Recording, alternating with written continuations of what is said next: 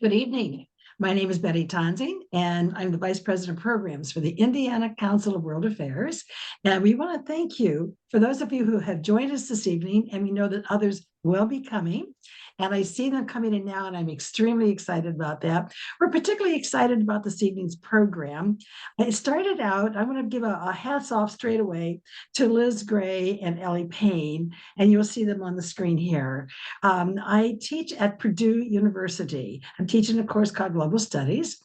And both Liz and Ellie came to me separately and said, we have a particular project we have to do within our honors college and wonder if you would be the instructor to help us with this. And I said, sure. We talked about different ideas. And I was thinking of my role with the Indiana Council of World Affairs and how we are really anxious to expand our audience to include more student engagement. Many of you join us for our programs and have done so. We've been around for over 70 years. And while you may have been with us for 70 years, I certainly have not. We do have a very well-informed audience, a bit of an older audience, and a very loyal audience. We do have a very active high school program through the Academic World Quest, but we really don't have a very engaging program yet for the university students. And I thought, wow, this could be really neat. And I also feel that we need to hear more from younger people on emerging and urgent issues of what's going on. I know that in my global studies class, the students are very, their comments are thoughtful. They're giving a tremendous amount of concern and thought to what is going on in the world. And they're frankly kind of, as I think it was Liz who said to me one day in the class, we've been hearing since about the third grade, we're going to have to take over the world. And we're kind of wondering two things.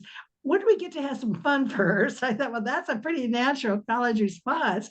And secondly, it feels almost like, gee, many Christmas, do they expect us to solve all the problems that they created? And kind of like almost, I think since the beginning of time, the older adults have exited the scene going, here's your hot mess.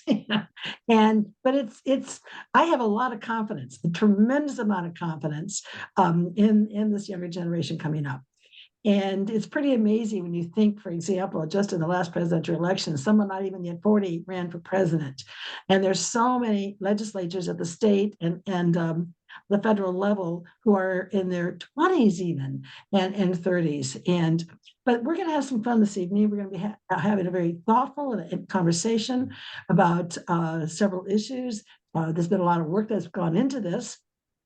And so, Liz and Ellie, my hat is first off to you. Thank you very much for doing the work that's required. It was a young woman's task. And I'm sure you're going to be glad. And I know both of you, we had hoped to go out for some pizza afterward, but this is what is called Quiet Week at Purdue University, which goes right before finals week. And everybody is like over the top. I know I've got papers tonight yet to still mark. So we're going to have to put that off until hopefully very, very soon, because I'm looking forward to it. And if the panelists want to join as well, I would love to have you join us for some pizza somewhere. I had the place even staked out, great pizza, off campus, far away. So, it'd be kind of cool. But we'll talk about that later. Ray's too far away. He's in Muncie, unless you want to drive over and join us. But anyway, with that, I'm going to introduce Liz, and she'll introduce the panelists, and off we go. Thank you. Hi, everybody. I'm Liz. I'm so glad you all joined us this evening. I'm really excited to present to you some of the questions and the work we've been doing this semester. First off, I'm going to introduce you to our three incredible panelists. They all have many accomplishments, but I'm going to quickly summarize them because we don't have a lot of time. First, we have Shai Robinson. She is a senior undergraduate student here at Purdue. She is our current president of the Purdue Student Government, and she has done so much work and been a part of different organizations working to create moderated political discussion among young students. Next, we have Matushi Mukherjee. She is a third-year graduate student here at Purdue, and she's also a graduate fellow at the Law and Conflict Research Lab. She is interested in the intersection of human rights and emotions and does a lot of research into what motivates people to care about human rights violations. And then lastly, we have Christina Walker. She is a political science PhD student here, and she's studying comparative politics and political research methodology. She has done a lot of research into mass communications and public opinions in Africa and the US, and she's currently serving as the assistant editor and social media editor of the Eternal Journal of Human Rights. So first off, I'm just gonna get right into it and ask you all to say, in your own words, how would you describe the why you became passionate about politics in the first place? I'll just jump in and say I really never had a good understanding of contemporary politics growing up, like even in high school. I took a U.S. history class and was super inspired by my teacher at the time. But it wasn't until 2020, seeing a lot. I would actually specifically say seeing the murder of George Floyd really got me interested in the political sphere. It really opened my eyes to some of some of the larger issues that need to be addressed in the United States. And so that interest sparked me to change my major actually from biochemistry to political science because I wanted to go and be a civil rights lawyer. And so since freshman year, I've had a lot of really great opportunities to get involved more and learn more about politics, contemporary politics, American politics, and even like geopolitical conflict. So that's how I initially got involved.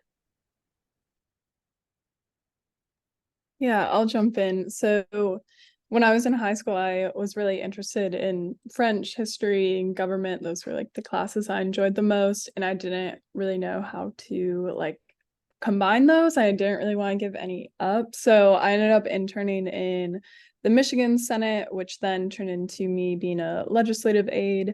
So then in undergrad, I studied international relations and French and started doing research on human rights in Africa and how the media frames events.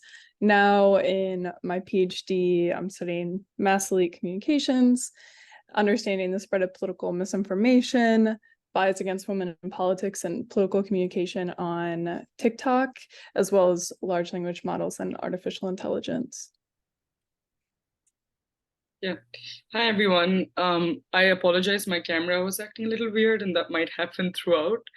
But so I grew up in India, and I grew up in eastern part of India that's just known to be a place where a lot of civil rights activists kind of emerged from. So just I was born into a culture of a lot of political participation.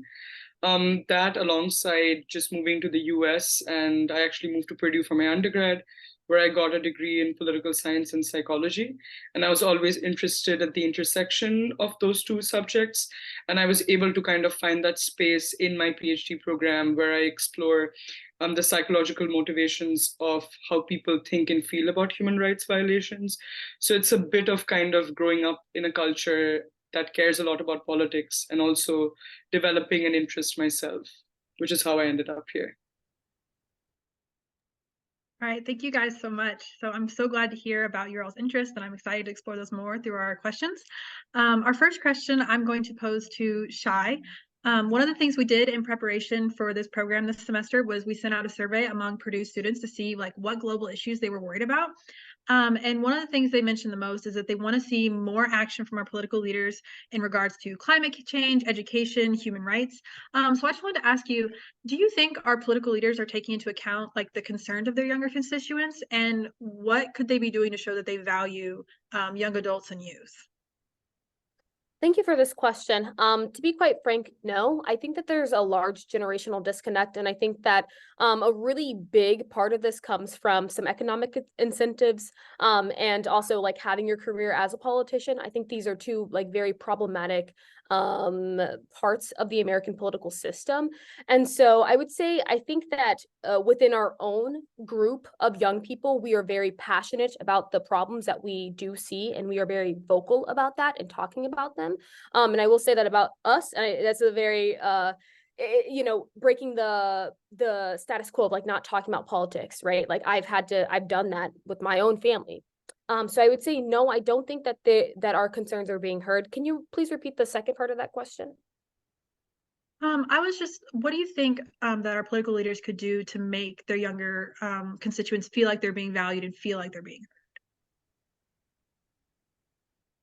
I think that's a really good question. I think it comes from recognizing, I think it comes from a shift in how we view what it means to be a representative, what it means to be a senator. I think that we're missing the advocacy aspect of it. We're missing creating a system that wants to get people involved, that is democratic in nature. And I think that until we can come to a better understanding of how we want to change an American political system, specifically like moving away from having a career as a politician, I think that the concerns of the young people are not going to be addressed because that hasn't been addressed yet.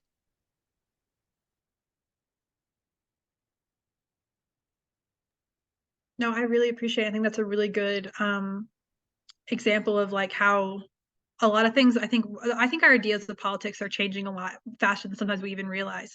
So my next question I'm going to pose to Christina, and it's kind of coming off of that, of we have these ideals of our political leaders, but what standard do you think our political leaders should be held to? Like, I know that governing an ever-shifting society, it's complicated. So like, is our politics and political leadership really as complicated as we think they might be, or is there a higher standard that we should be trying to achieve?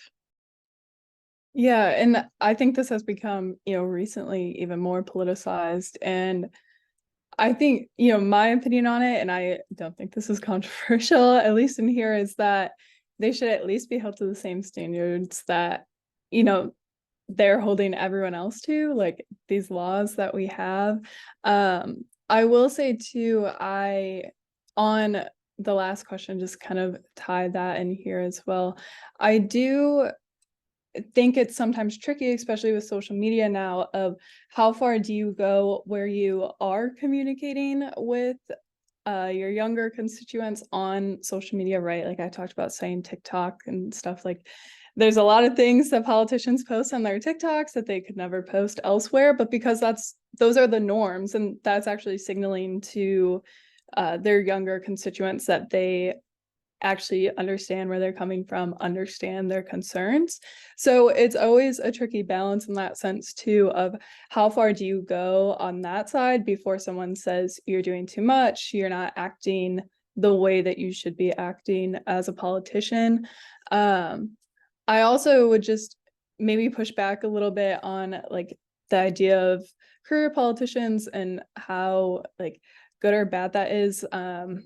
In Michigan, we have term limits on our state and our state representatives. So there's a lot of talk about that, and a lot of talk within political science too, of showing like that does make this even trickier, because every time you have someone new come in, they have to rebuild those connections and relearn how to govern. So I think that's part of it too, is thinking about what standards do you hold brand new politicians to, and what standards do you hold these people to who have been in this game, so to speak, for a while now.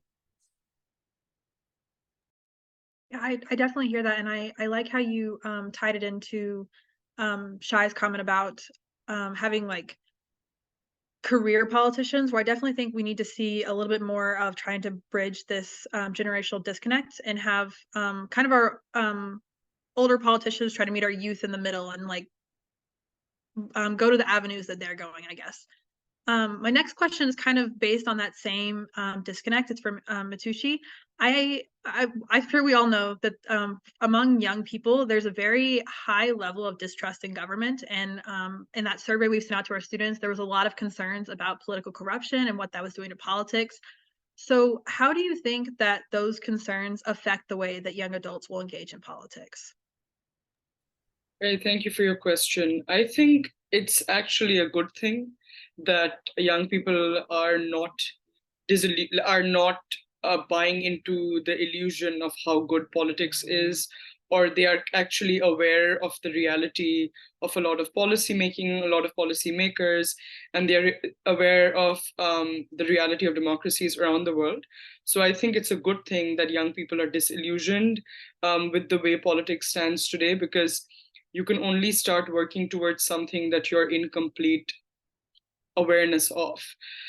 So I think that is a good starting point, and obviously it's escalated by social media, which allows us to kind of see a lot of realistic depictions of happenings all around the world.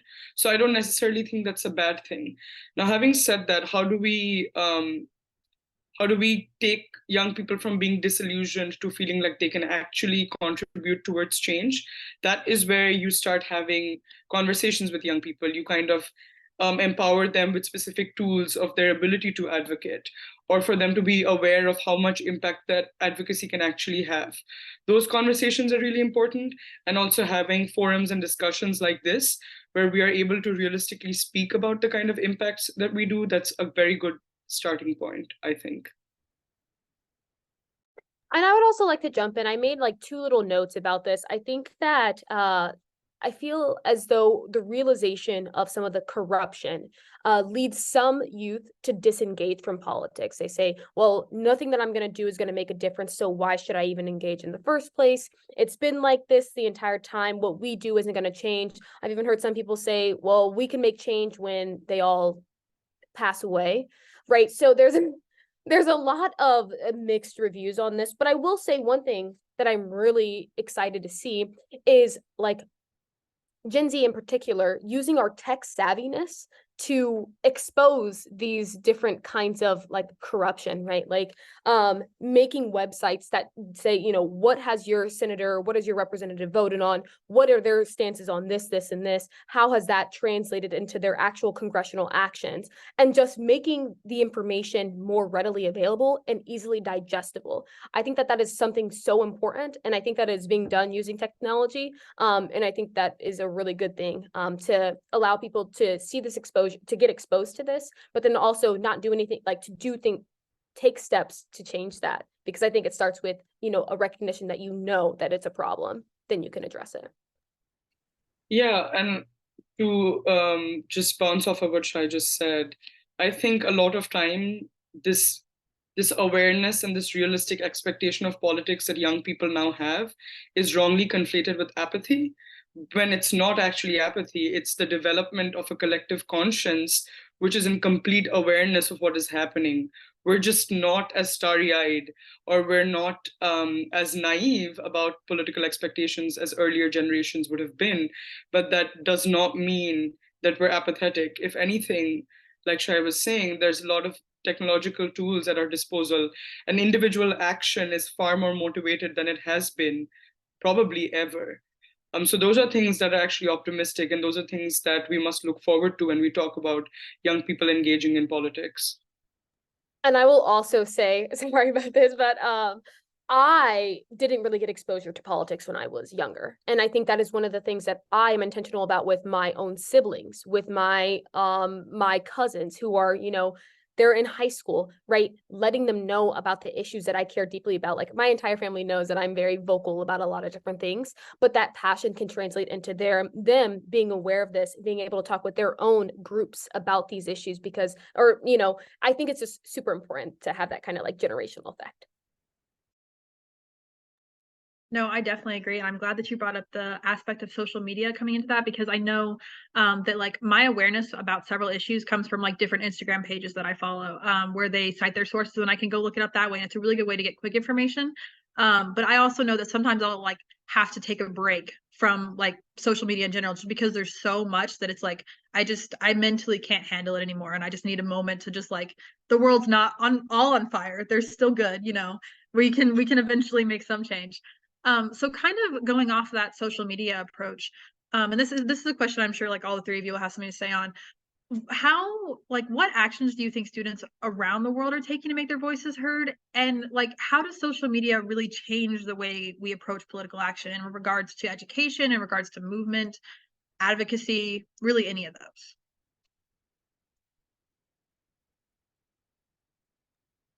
Is this to any of us? Yeah, any one of you wants to jump in? Yeah, I mean, studying social media, like right when social media and the internet was really first coming out, like all these academic articles were like, this is going to be the beacon of democracy. It's going to spread democratization. It's going to spread these democratic values. And then the Arab Spring happened, and a lot of people took that as evidence that social media was spreading the ideas of democracy. But it's tricky because then all this other work started coming out where they were like, well, no, because in authoritarian regimes, they can shut down the internet. So actually a lot of the Arab Spring happened over radios. Now we've obviously seen the conversation shift to what do we do about political misinformation? And now what do we do about deep fakes and these AI generated images? And how do we not only like teach more digital literacy, but how, like these things are getting so like so realistic and so complex that oftentimes it's not even about digital literacy anymore. It's just like nearly impossible to really tell a difference. And it's more about, learning how to like research things on your own. So I think that's all tied into the social media question, but we still have seen people having their voices heard on social media. And again, on the TikTok side of things, like we saw, not only people debating and like with duets debating back and forth, but also people taking political action and protesting in a way via the platform. So buying tickets to rallies so that there were empty seats, like these kinds of things. So I think it has opened doors in a lot of ways that you don't always have to go to the protest, but if you are, there are easier ways to spread that information. With that, there's obviously some of these downfalls as well, which sometimes pollutes that activism and makes it more difficult, but there's definitely ways to have your voice heard and to actually take action on these platforms themselves. And I can't remember if Matushi said this or Christina, but I think that social media is good for collective consciousness, like, again, sharing information.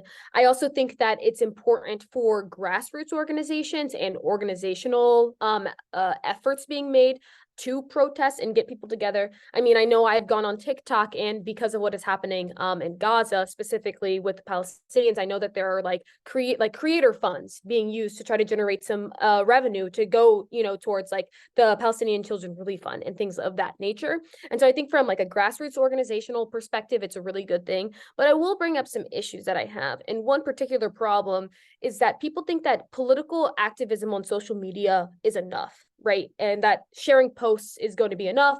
Just, it's a very passive way of being politically involved. And I think that we come to a problem where our passivism doesn't really translate into our actual real world lives that we take, right? Are we actually calling our senators and representatives? Are we actually, like doing a bunch of different things that we are reading about and which we could do, but are we translating that into our life?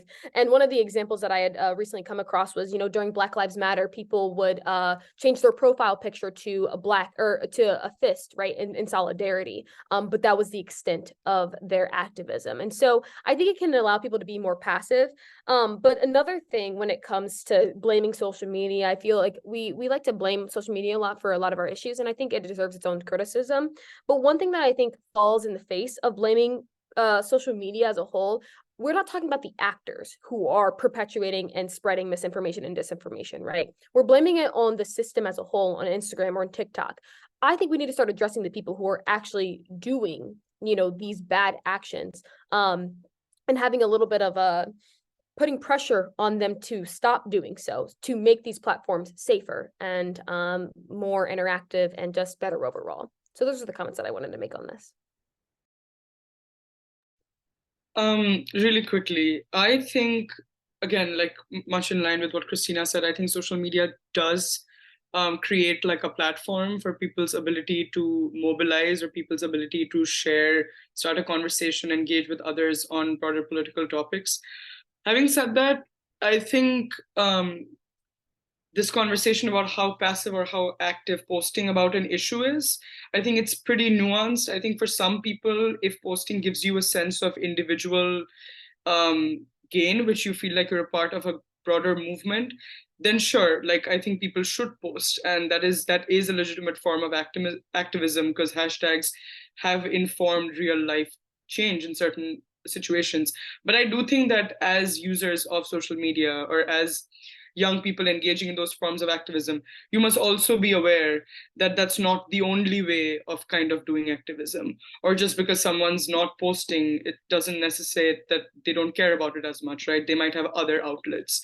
So I think social media acts as a good complement to the broader advocacy and political participation toolkit, is what I would say. But again, the way it is able to promote issue saliency or translate into actual policy are more nuanced discussions that I think differs from issue area to issue area.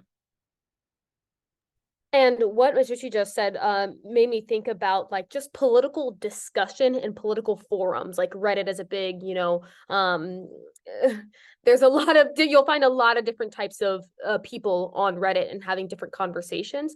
And sometimes it's a little horrifying to see the things that people can say and do anonymously. And I think that that is another problem in facet of having these conversations online, is the fact that people feel as though they're much more free to just say a lot of things that are just not true, and actually very detrimental to like building humanity, or like having humanity with other people. And that's one of the concerns that I have, but it's also hard to, how do you address that, right? No, I definitely like the idea of thinking of social media as a tool and a toolkit that can be used well and it can be used poorly. I like that you brought up some of both the pros and the cons, really, because there's some really good things that can come from that, but there's also like I think Shaya, you mentioned several of them, some really negative things can happen, and it's really hard to address because then you get into like freedom of speech laws, and it's to figure out where it lies. Liz, you froze up there. We couldn't hear what you just said.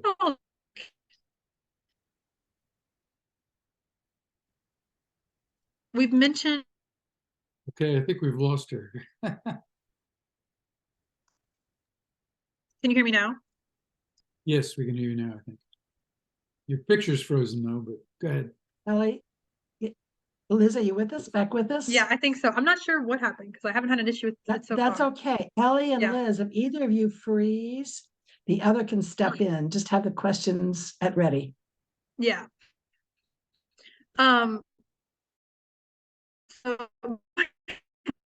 back to the question I was going to ask.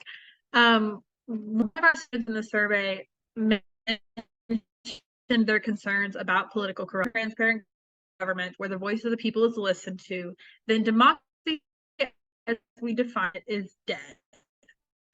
Which might be a little extreme, but I feel like I'm wondering what you guys think about this and why this person might have such strong feelings about this, and like, are they right? Are they wrong? Like, what does it mean to have a transparent government? Just what are your thoughts on this idea that they presented?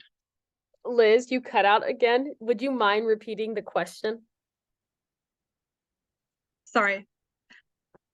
And if Ellie wants to jump in on the question, if you know the question, either way, Right. It doesn't matter to me. Right.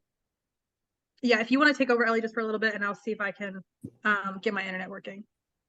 Definitely. If worse comes to worse, and you need to come back on, that sometimes helps too. It's this, we love Zoom. Zoom is so exciting, and we get this with Zoom.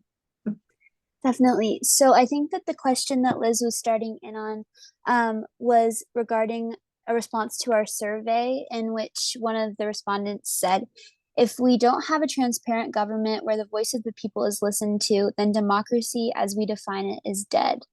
And so we're kind of wondering with this question, do you think that this person is right? Is there validity to this statement?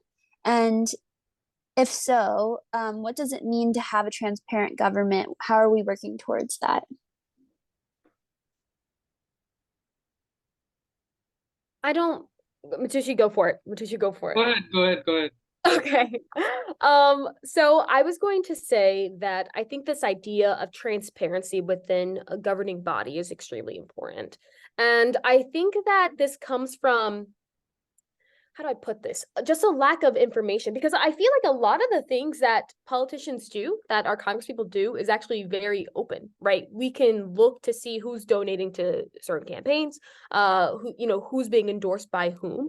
It just takes a matter of effort to do so, right? And so I think that from a transparency aspect, maybe if, campaigns are required to display this to all their constituents, right? Or, looking at different ways to make the information that is already available even more accessible. I think that will really help remedy this idea of like transparency within a government. Now, don't get me wrong, I understand that there are some things that are very sensitive in nature, right? And those things aren't going to be shared. But as a whole, I think that the approach, I think that we have a problem, as this person is pointing out, within democracy, if the people that we're voting for, we don't know entirely what we're voting for or who we're voting for, right? And it's not just the person themselves, but who they're backing and who the interests are that they're serving, which is not only their constituents, but sometimes it's also campaign donors, right? I'm really against campaign like super PACs and things of that nature. So I think that talking about these kinds of things will really help in the discussion of transparency.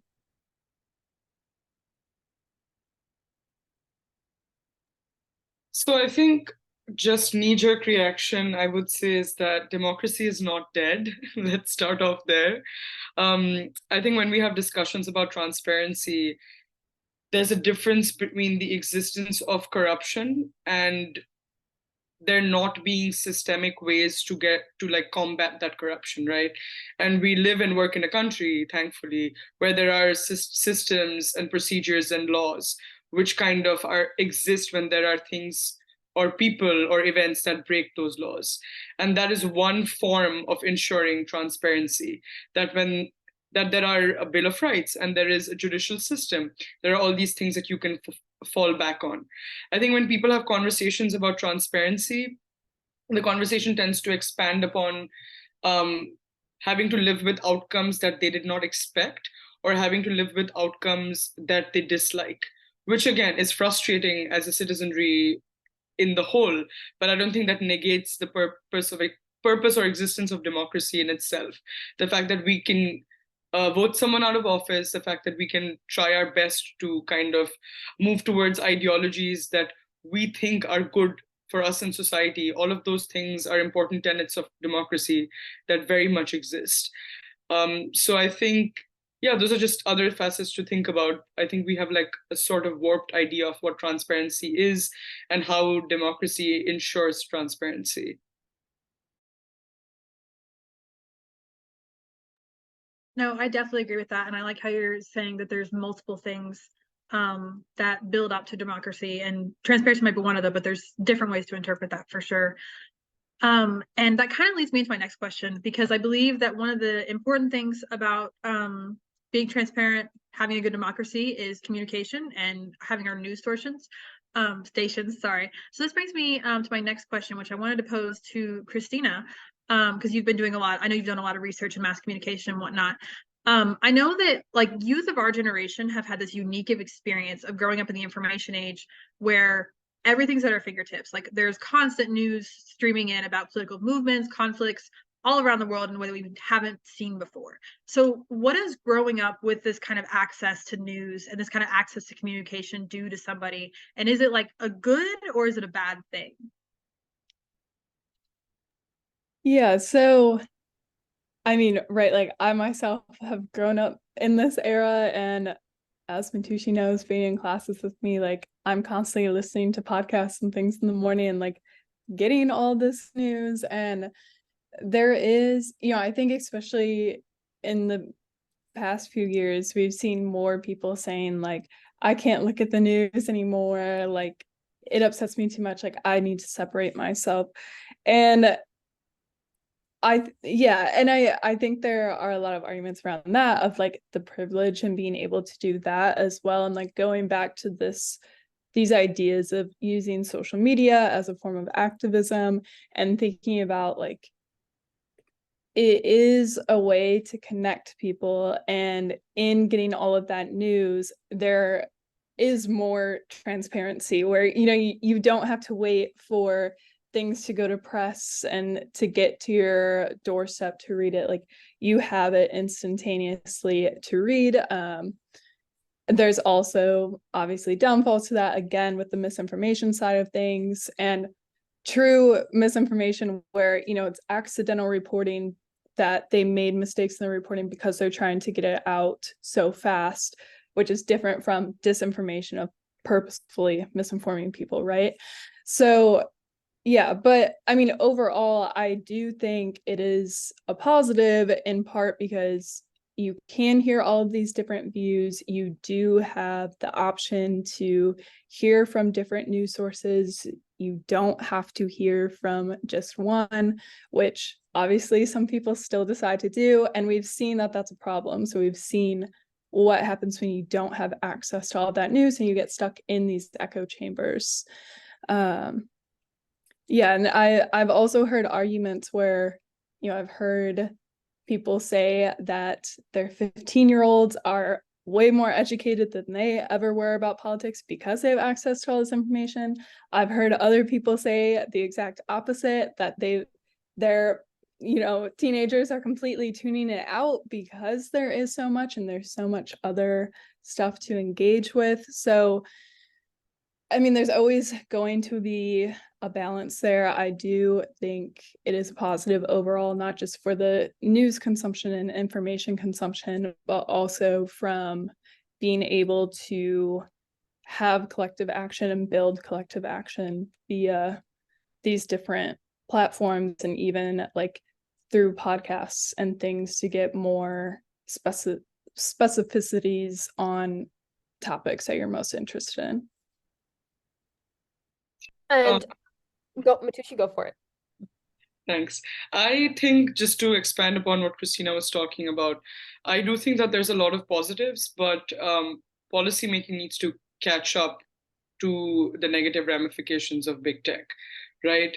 Very recent clinical psychology research shows that there's something called vicarious trauma, that like literally seeing videos and reading news articles of trauma, you're vicariously manifesting trauma for yourself. Like you face actual physiological repercussions of trauma that you would have gone through yourself. So that is scary. And that is happening to mostly young people, because we're the ones who are constantly engaging with be it videos from Gaza, or be it videos from, you know, other parts of the world where there's active war sites. And so how are policymakers able to do that kind of content moderation? How are the people who are doing content moderation, how are they remunerated? These are all conversations that must be had in tandem with the growth of big tech. And I know that there's a lab within Purdue Political Science led by Dr. Srivastav that actually does a lot of work within this space. So I think overall, it is definitely a great thing that we all have access to social media, the news from social media.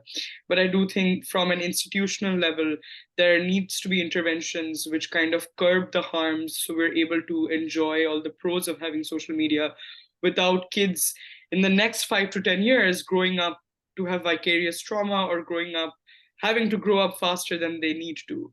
So those are things that need to change at the policy level. Definitely want to echo both of those points, and just also kind of add on to the idea of like information overload. I personally have experienced this within the past 2 months, because I have seen a lot of the videos coming out of Gaza, and this is kind of twofold. For one, the algorithms, like if you engage with this content, you're going to see more of this content, right? So in terms of like moderation, I think that we need to talk about algorithms and how they can help, but also really hurt our youth, especially trying to get them to stay on the app longer, because that is kind of the goal, right? And so I think that that is one part of the policy making that needs to be addressed. But I also think that on a more personal level, I think the level of personal responsibility that I feel, and I don't want to speak for all youth, right? But the personal level of responsibility that I have increases, but I feel this sense of hopelessness, and I feel almost paralyzed and not able to do anything because it doesn't feel like the things that I've done are enough, right? And so I think that this can create a generation of nihilists, of youth who feel as though nothing really matters, right? And I think that that can be really harmful, right? And because there are things that matter.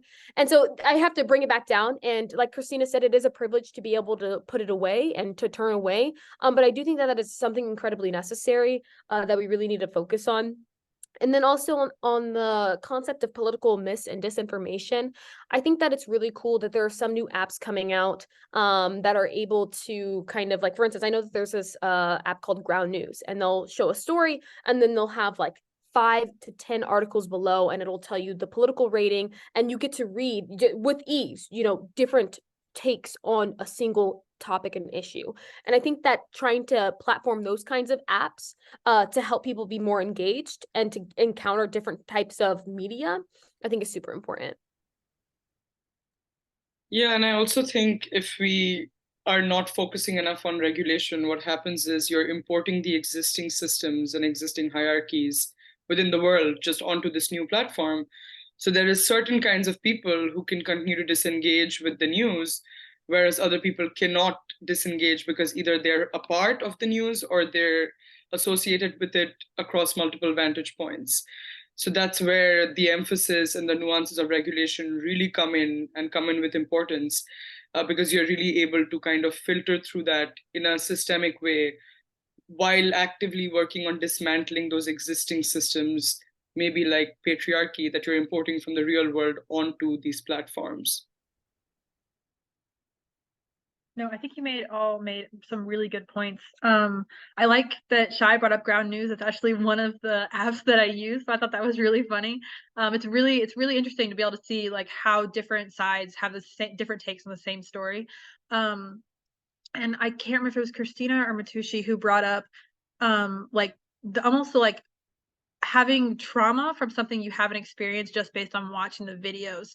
And I remember like the first time I think that I experienced that was when I was in 8th grade. I had watched a video of a school shooting, and I had like a panic attack about going to school like the entire next week. And like it's almost like survivor's guilt from something you didn't even survive, because you know people like you are experiencing those things somewhere in the world.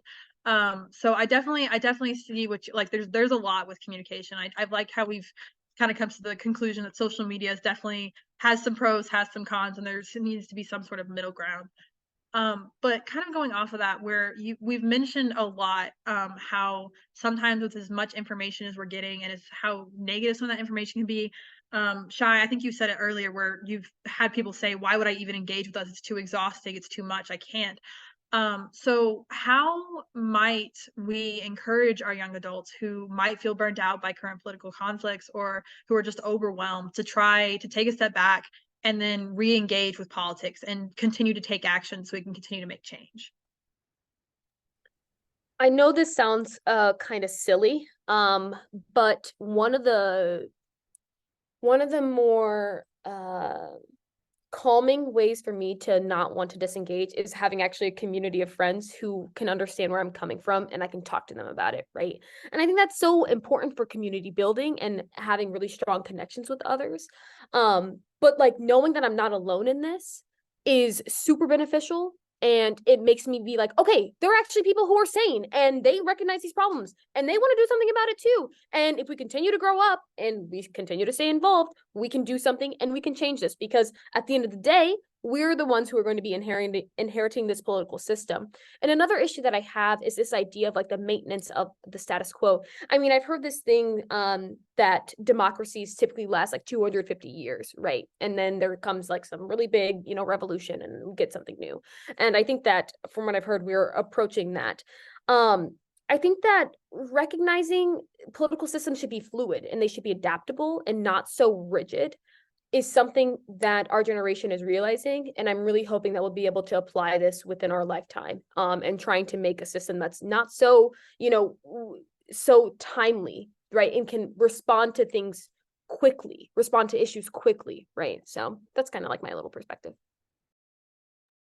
I also think that when you reach that point where you feel like you want to disengage, either right before that or right after that, one way is to make people aware of their positionality, right? Like, where do you lie in the social hierarchy? Because a lot of us are just born into the social hierarchy, and we have different sorts of social capital, literal capital that we leverage to make change. So if I know that me as an international student from India who has an American education, what is my vantage point of, or my scope of change that I can impact, versus someone like Christina, who grew up in the US, is white, also has a college education. She has a different vantage point or scope of change that she can initiate. So making people aware of that sense of positionality, you're really empowering them to know that, okay, maybe I can, in this specific situation, I can leverage more change than my maybe best friend can, just because of the different systems or different places that we're born into. I think that realistic idea of how much change you can make, that'll either, when you disengage or when you want to disengage, you'll know when to come back, or you'll know what to do next. And that'll kind of empower young people to be able to be a part of this continuous movement of change.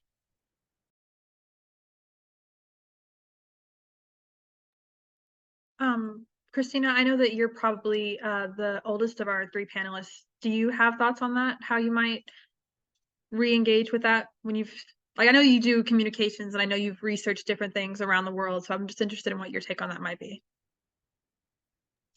Yeah, I mean, I guess hearing all of this too, I'm thinking about when I started working with the Senate, and when I started engaging these other like political activities that people typically see as political activities, right? Like, that all came through like social media and the internet, and like emailing people, reaching out to people on social media. So I think that, yeah, kind of tying this question, the last question together, that there are lots of opportunities, and like Matushi said, there are different opportunities for different groups of people. I think we'll continue to see that change with like demographic changes, and as climate change continues and these other sorts of things, like that will also change those vantage points. But like, as much as we, obviously someone who studies misinformation, as much as we want to talk about the problems of misinformation and the problems that social media and tech has caused, and with people disengaging, it also does provide a platform where people can be more equal, whether that's sharing posts or whether that's the ability to now make connections that before you couldn't make as easily. I just think it's important to keep that perspective as well when thinking about these things. I also wanted to bring in an educational aspect to this. I think that the more that I read, the more I realize I don't know a lot. But I know that we are not the first ones to ever go through something like this, and that there are a bunch of people from the past who have written about the different, their different time periods, the different struggles that they came across. And they give us their thoughts. They give us how they came out of it. And we can read these different types of, texts, and we can form our own opinions and our own solutions as to, okay, this is what they did, and this is where we are now. What can we do different? So I think a huge component of this is trying to have a much more robust federal, like national education system as a whole, but also, making access to higher education for those who are interested much more accessible as well, because I know that I'm very fortunate to be here. I'm a first generation college student, and that's a huge part of my identity, and I've learned so much since being here. I've encountered so many different types of people, and this has really opened my eyes to all that can be and all that has happened. So that's another thing I wanted to add. Thank you guys. I really appreciate your thoughts, and I love how you guys each bring in your own research and your own experiences to like touch on like three different topics. It's like listening to like three different topics, but it's all the same thing, and it's absolutely incredible. So I have one more question before we're going to transition over to our audience for Q&A. If any of our audience members has a question, please send Ellie a message and let her know what her question is, and she'll call on you so that we can keep things running smoothly. But before we transition into that, I actually, Shai, I think you read my mind. One of our students in our survey said something along the lines of, they believe that education levels playing fields and that education is a human right. So I wanted to ask you guys, as college students at Purdue, why do you think education is so important? Like, why is it so, especially to our democracy, why is it so important? I mean, I think especially being in liberal arts, right? This is like the argument that's made a lot of times, just like learning how to like think and how to engage with information. Yeah, so again, tying it back into like this digital literacy, civic literacy, like just having the education to be able to read these different sources, to compare sources, to think about what your own opinion is, given what these different sources are saying, is really important, and is important to have a engaged society who knows enough to feel like they can participate in politics, to feel like they can vote, that they can speak their opinions because they have their own opinions separate from necessarily just what leaders are telling them. So Yeah, one thing that you learn when you go to school, particularly in higher education, but even when you go to elementary school, you learn how to learn. And that is also very important in like being socialized as a citizen within a democracy. It kind of teaches you how to think critically, more so, like Christina said, within liberal arts, right? We're known to be very critical people, but not just for the sake of being critical, but actually questioning why some things are in the mainstream and how we can change that central thought and maybe be more expansive, be more creative. These are all things that come by virtue of being educated. And the reason generations of families are able to kind of change their trajectory is when someone in that family is able to reach a certain level of education, because then it goes into their ability to be employed, their ability to generate knowledge as well. You go from being consumers of knowledge to creators of knowledge. And all of this is important because when you're in a democracy, you're not just expected to like be a part of a herd. You're expected to have opinions that transition into actual action, both within citizenry and within politics. Which is like education is probably the single most important way to initiate mass levels of change, which is why it's really important, I think. And if I could just add two things. Well, the first thing that I want to say is once you're aware of something, you never unlearn it. That's something that I've learned. I'm a double major and also brain and behavioral science, like Matushi. So I think that like I recently saw a video talking where someone who has been in marketing analyzes the language used within different articles and how it can like passive versus active types of like language can change your perspective on an issue, right? And so now that I'm aware of something like that, whenever I'm going to encounter another news article, I'm going to be very cognitive that, oh, this is why they may have chosen to use this word, and this kind of changes the context of what the story is. So that's the first thing I want to bring up. The second thing I want to bring up within the educational realm, specifically with higher education, is that people, for some really good reason, are really open and willing to help students. They always want to, kind of extend their hand to students. Even alumni at Purdue, they're really good, strong alumni base here. And I think that when you are a student, opportunities are presented to you. And I think that when you encounter new opportunities, you encounter new ideas and you get a better worldview. And I think that having a more robust worldview is going to help make a more robust populace who are more cognizant of their biases, and can actually challenge them with new opportunities. Thank you guys so much. I've had such a good time. Like I've loved listening to you all talk about your experiences and answering these questions. So I'm going to transition it over to Ellie so she can start calling on our members of the audience, and hopefully we'll get you guys some more questions to be answered. Amazing. So, hello everyone. My name's Ellie Payne. I'm a freshman here at Purdue studying global studies, poli-sci, and NRES, which is natural resources and environmental science. And I want to say also thank you to all three of you. And I've just loved listening to you guys answer these questions. So, the first audience member that we have a question from is Ray. Okay, thanks, Ellie, Liz. And I also want to thank the panelists here. This was really an interesting discussion to hear your perspectives on a lot of these issues. So I like to ask a lot of questions, so I'll try to limit myself to one at a time here. First of all, we had a long discussion about social media, and so people in my generation typically are not big social media users.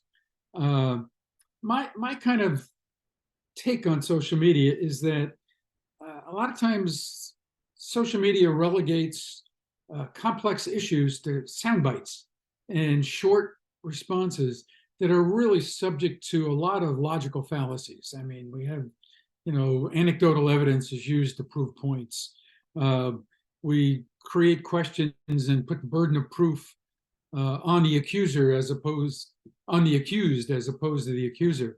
And so, I think my impression of social media is that it really, in many cases, is not very effective in terms of creating an educated populace. And so maybe just your response to that, that's a perspective of somebody in their late 70s here who kind of views social media.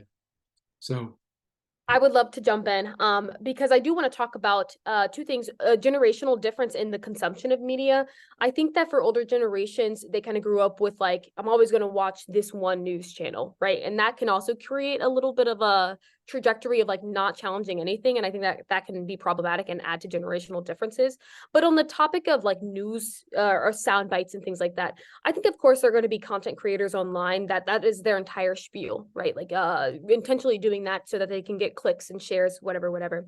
But I will say that social media is so broad in terms of the content that is being produced that it honestly just depends on who you come across, because I come across a lot of content creators who have like 10 minutes, specifically on TikTok as well, 10 minutes, they'll explain such a complex issue. It's like a short little YouTube video and it's very digestible, right? And so I would say that what we see on like popularity wise might be these really quick logical fallacy issue like posts, but there are content creators who are not like this. And I think that if we can change the priority within on social, like on apps, to try to platform and amplify the content creators who are taking the time to explain these complex issues, I think we're going to have a much better social media realm. So just to follow up on that, how do you train people to do that, to actually seek out good explanations for complex issues? I'm not sure how you go about doing that. Yeah. And that is another thing. I think it's like in terms of algorithms and trying to get, it's like a matter of front loading the information, right? And getting it on front of people's screens. And so that's a conversation about algorithms and how they work. And I know specifically on TikTok, they have shifted their focus from short videos to longer videos, which I think is like a really good thing for that app. I don't necessarily know how that's going to translate into apps like Instagram and things like that. But I do think that shifting the focus from the company's perspective, like I feel like part of this has to be like a company has to care about wanting to share more information and wanting to platform different kinds of content creators. I don't know if Christina and Matushi have anything to add. Yeah, I think I would just add on your first question of, sound bites. And so I guess I would just say is that I feel like, there's always been some sort of like cutting down to fit it into a story, to fit the framing, right? Like media framing work has been going on for years and years and years before social media. So there's always been some level of picking and choosing, right? And I think now it's become much more prominent of a conversation in part because there's so much access to information, people are able to see more how different media and how different people with different viewpoints can cherry pick different sound bites to fit their narratives. And it's almost like in having more transparency about it, it makes the problem seem even greater, even though there is more information and there's more knowledge now. In terms of the second question of how to get people to seek out more information, I know like in my summer classes when I'm the independent instructor, we talk about climate change and how climate science and then politics and how this all has happened and those different narratives. And just having people like read about it and read the different speeches and think about, the history of politicians who, agreed with climate science at one point and then didn't later on. That was when they were like, oh, like I actually finally get it. And even for those, who have become more disengaged, that's almost the thing that gets them to re-engage too, is that, oh, like I don't have to be siloed. And even though I'm in this algorithm, there are ways for me to move beyond outside of that as well. Yeah, and really quick to follow up on what Christina just said, I don't think sensationalism has anything to do with social media as a platform itself. Sensationalism exists far back when like any other forms of media existed, with print media existed, with talk shows across country. So I don't think it's particularly a social media issue.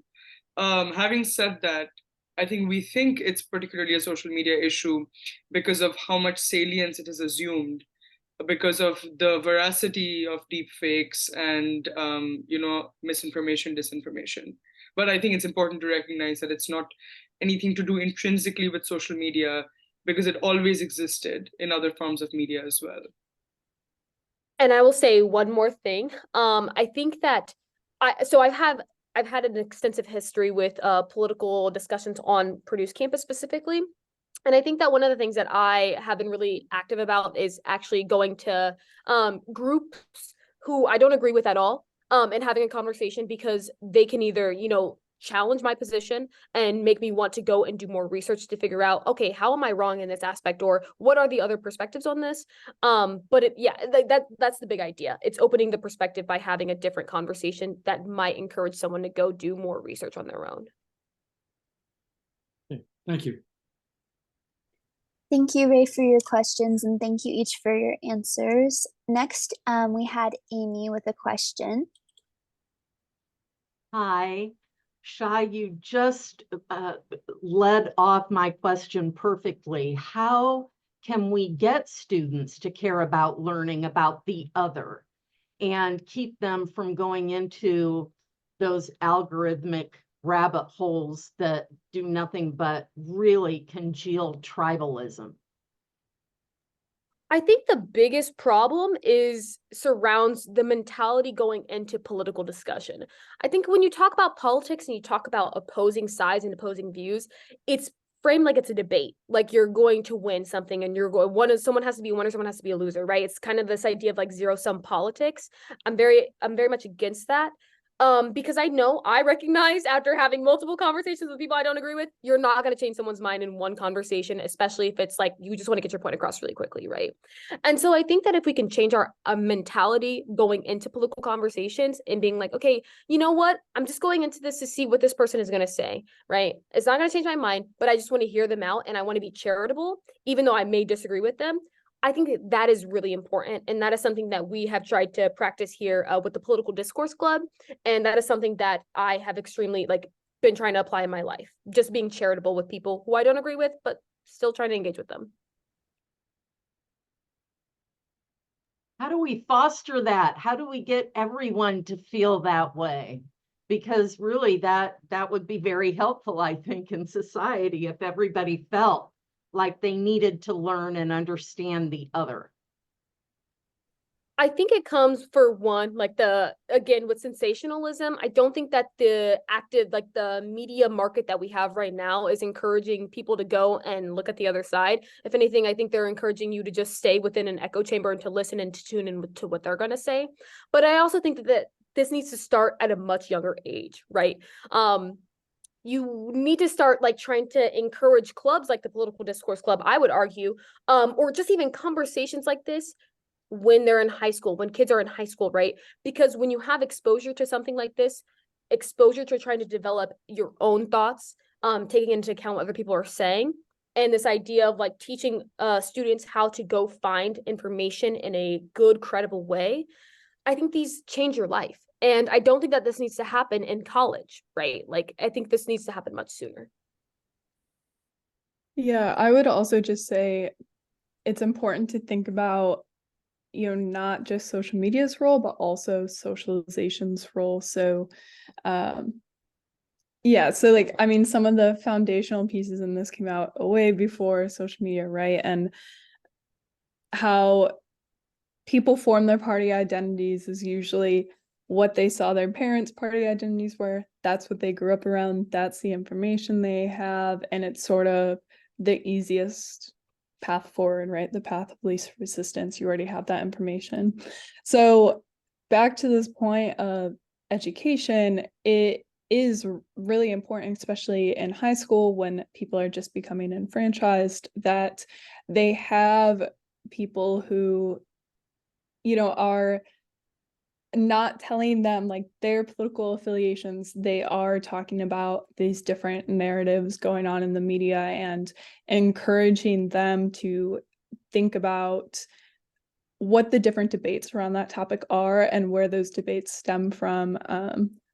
I know I have quite a few high school teachers who did this, wouldn't tell us like what their thoughts necessarily were, but we would have assignments where we would have to talk about these different arguments for certain topics. And that was really important for all of us as we were just turning 18 to be able to think about that different information aside from the environment we were socialized in.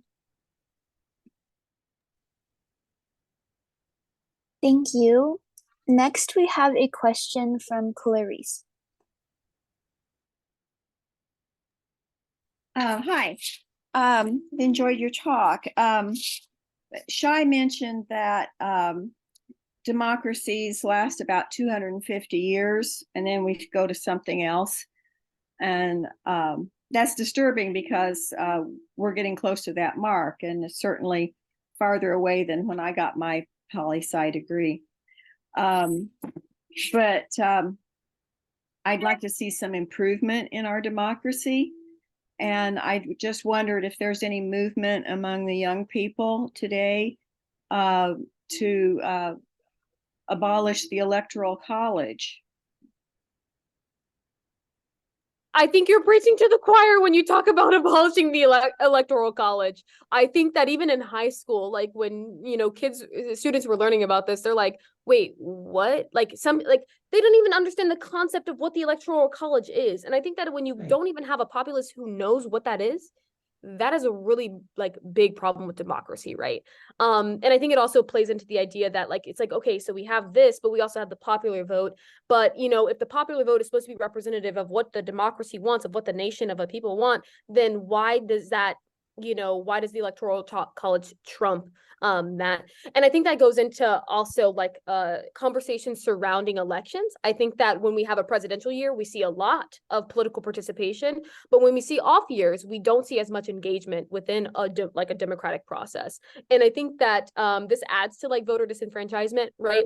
Not wanting people to vote to kind of, again, maintain the status quo. But those are the first things that came to my mind. Thank you.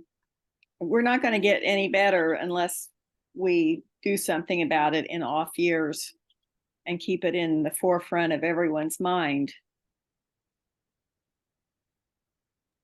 I was kind of curious. Matushi, you said you grew up in a very politically active community. So like, do you have any experiences with like politics just being the norm like all the time instead of like how we have it in the US where it's very much these election years when people start speaking out?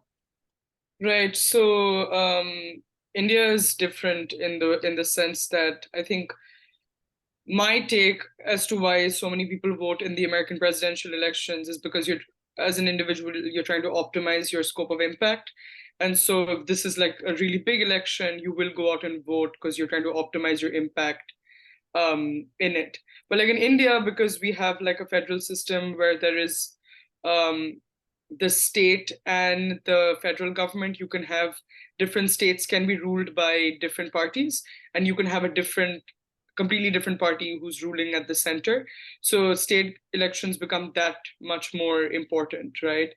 And so because I grew up in a state that's like historically been known to be very ideologically left, if you read any foundational Marxist works, a lot of it originates from Kolkata, India. And so kind of especially with the rise of populism in India and India becoming more and more a right-wing centric party, you see even more political participation because even if they've lost the center, they're trying to hold on to the state. So I think there is a very strong culture of political participation because people's political identities are a very big part of who they are. And it's not as partisan, I would say. It's more like you're bound ideologically. It's very common for people to switch from one party to another or generationally be attached to a party. So I think the socio-political landscape is very different. But if you were to talk about why so many people are politically active, I think it's a mix of just the existing culture, the political expectations, and also just this need to maintain this obvious left lineage, which is becoming increasingly different than the rest of the country. Thank you for your question and for all of your answers. Next, we have a question from Betty.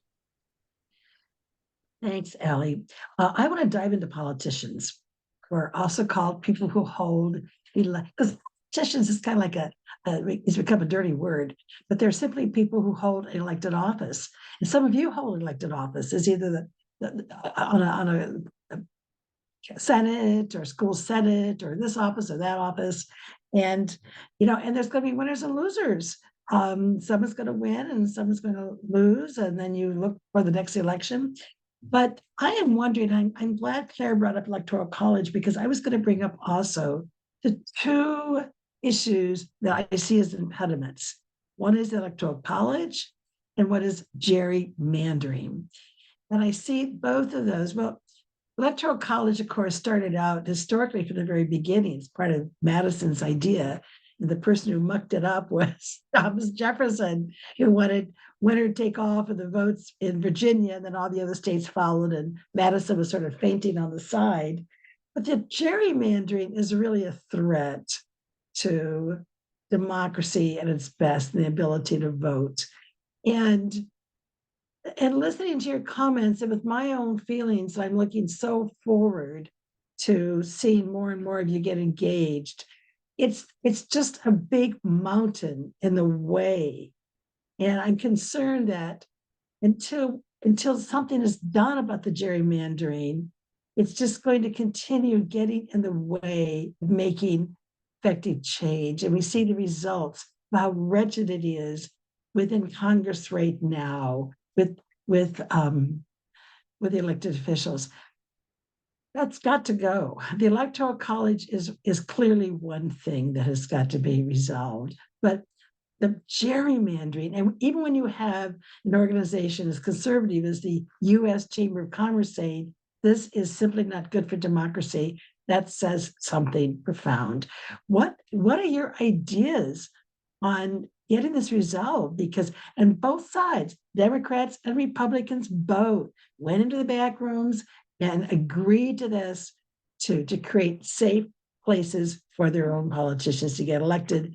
I don't know that they knew how vicious it was going to become, but it's a huge detriment to your vote just doesn't count, but it's a huge detriment. What are your thoughts on getting, how can you get rid of it? You've got to get rid of it. So I'll maybe talk about this from the Michigan perspective, because recently in the past few years, we had a whole initiative, a whole board to redraw all of our district lines, and with the goal of getting rid of the gerrymandered districts. So this board consisted of actually a lot of people from the public who like were not involved in politics at all. And I mean, the result of that was we went from a super majority from one party for years and years and years, and then all of a sudden we flipped to the other party in our legislature. So yeah, I mean, I would love to see initiatives like that. And I think this is another way too that the public should engage, but there's also ways for the government to engage the public more actively on those boards, and having those people be compensated and actively involved in those planning meetings too. Thank you, Christina. I think from now on, we'll hopefully get one speaker per question, just for the sake of time. We have about 2 questions left. So we had a question next from Roseanne. Hi, I thank you all of you for speaking. It's been a lovely time. And I wanted to know, well, I guess my question that I formulated centered basically around only 35% of the US population attains a baccalaureate degree, which leaves 65% of the populace that is not going to college. A lot of the solutions that we've been thinking about today have been centered around really a college education. Like, what can we give to people in college? So what kinds of things what kind of ideas might you have, or that you know of, that could help enfranchise voters and or get people more involved in politics, that are not assuming that they're going to be going to college?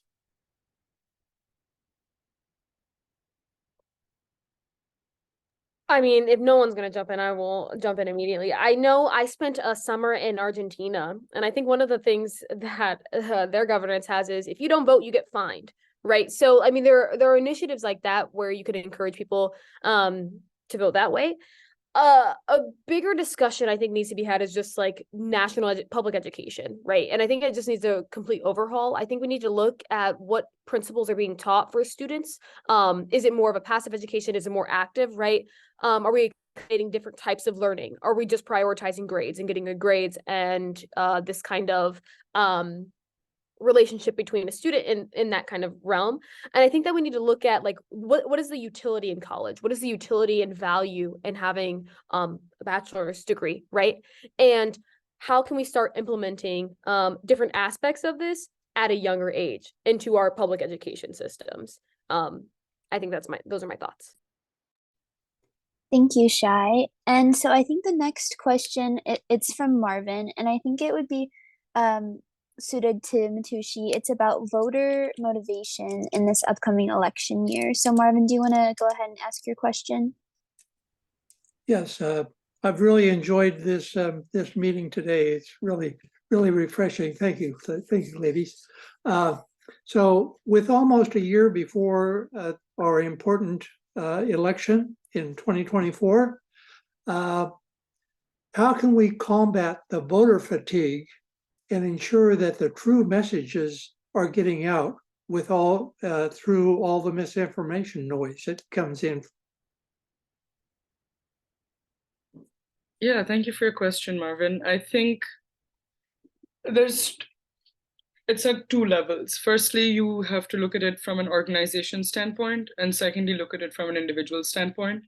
The organizations that you might be affiliated with, people like to think that some organizations have nothing to do with politics and they're apolitical, but that's not true. Organizations don't exist in a vacuum.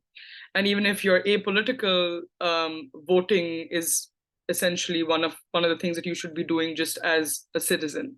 So motivating people in capacity as members of your organization to go out and vote, no matter what their affiliations may be, no matter what their partisanship identity may be.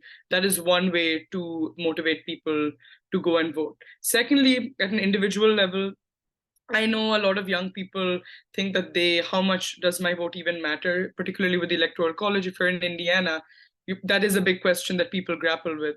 I'm not a citizen, so I cannot vote.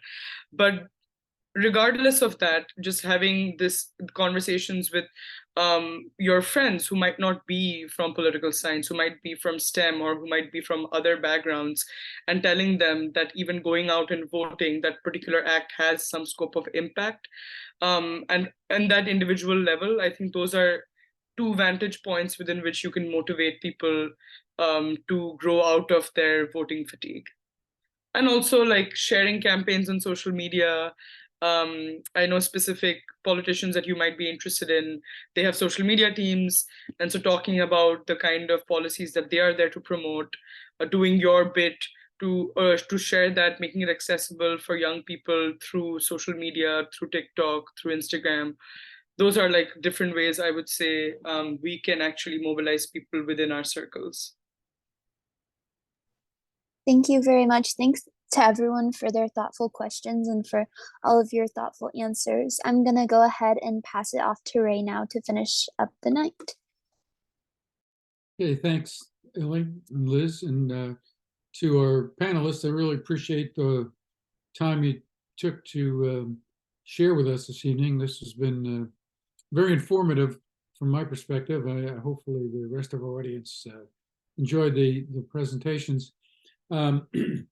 It's kind of interesting, you know, the Council on World Affairs, of course, is a quote nonpartisan organization, yet we certainly are interested in politics and, you know, the effective use of our political resources in the United States and globally as well. And so, you know, it's one of the things that came up in some of our discussions earlier with Ellie and Liz was about sort of putting this burden of responsibility of change onto young people and kind of fixing the errors of the older generation. I'm not sure that's the appropriate way to be thinking about this. Obviously, this is a continuum of life over time, and you know, I think problems have existed for a long time.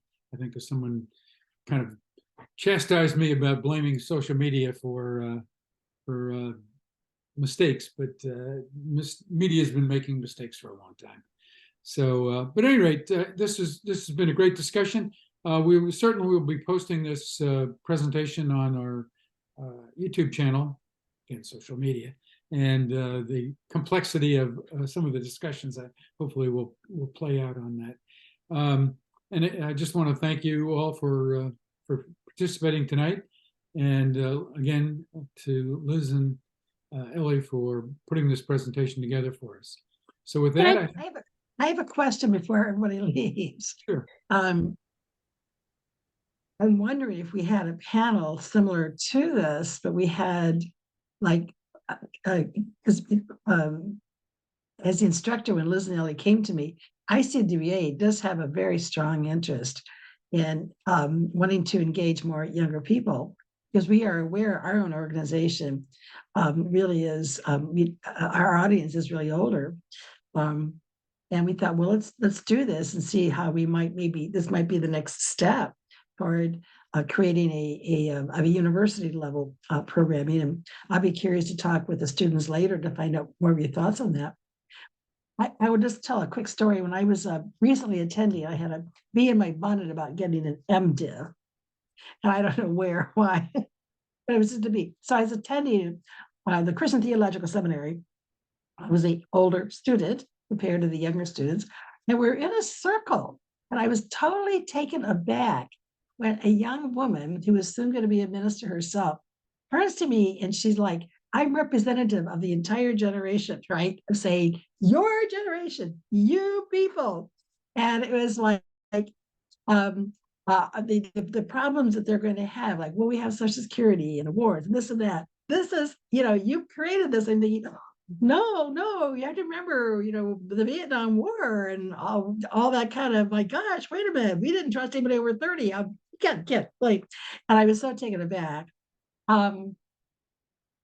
Would there be any value, do you think? I'll ask you why you're here, of having some sort of or maybe not, where you have the younger and maybe an older, where we're discussing back and forth the ideas of how a younger panel sees something versus an older, or would there be any value of that, do you think? And anybody else can jump in if you like, because this has really been terrific, but would there be any value?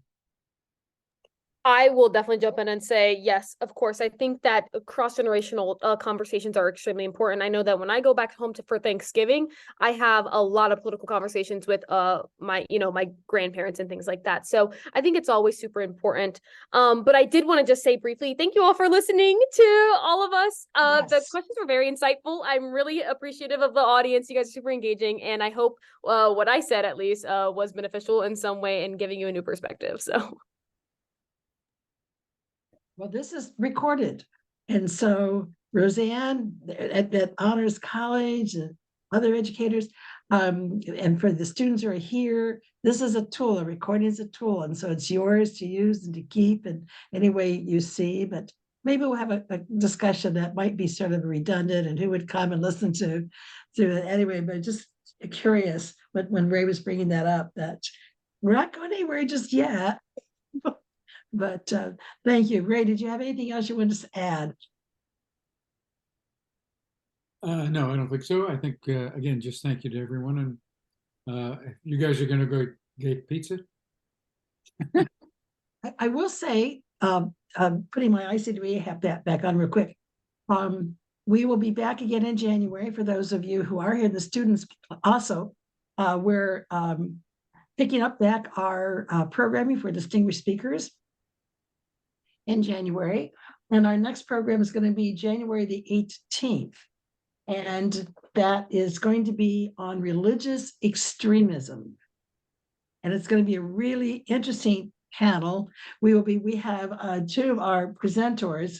One of them has written a book with another author around the country that literally they're all over the networks, talking about religious extremism and its threat to democracy. This is not just a threat here. And of course, it's linked to nationalism. And we're seeing that not just here in the United States, but of course in civil societies in Europe, as well as other parts of the world. And that will be January the 18th. And then in February and March, those 2 months will be exclusive to our programming for Great Decisions. And every week there's going to be a program, a Great Decisions program. And I think for those of you, particularly our panelists, who you are engaged in humanities, the liberal arts, the political science, in law, I think I'm going to invite you, please, as students, you can become a free member of the ICWA, and you get the daily chatter. My students in my class, several of them get it, and I loved it. I asked the students one day, what do you think of it? I love it. Some of the students, I thought, oh my gosh, I didn't prompt that. I think you'll like it too. It'll give you a lot of information for the work that you're doing. And with that, I'm going to say good night because we kept you all long enough. All right. Well, thank you. And again, good night. Thank you. Thank you. Thank you all for having us. Thank you very, very much. Thank It's been you. great. And thanks to Liz and Ellie once again.